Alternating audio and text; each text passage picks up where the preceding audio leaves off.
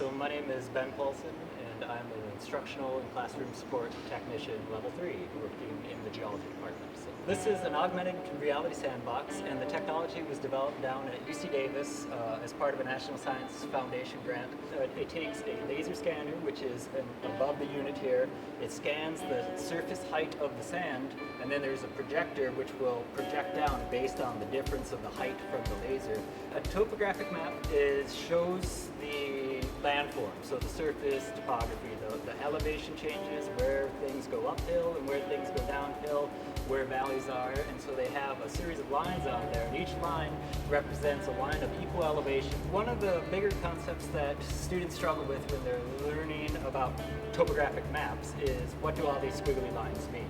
And so this is a way in which the students, or even the young kids, are able to get in there and they can see, as they're changing the surface height of the sand in here in real time, they can see the contour lines or the topography change and what those lines look like when you have a hill versus a valley versus a basin versus a ridge.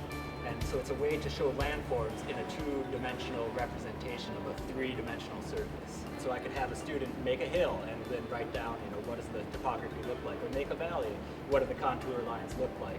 We will incorporate this into our 101 curriculum and perhaps some of our upper-level classes like geomorphology. More than just the college students, we also get some of the staff and faculty play in the sandbox, and then we also have a lot of K through 12 students that come through our department. As they're playing in the sandbox, they aren't necessarily there to learn, but they are learning even though they don't realize it, because they're being exposed as they make a hill. They're seeing the topography on there, and they're just sort of absorbing that information. And so by actively playing in the sandbox, there's some passive learning that they don't even realize that they're getting out of it.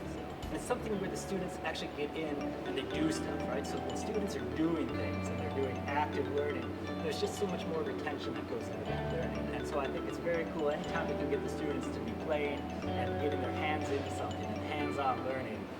I think that's a benefit for the students.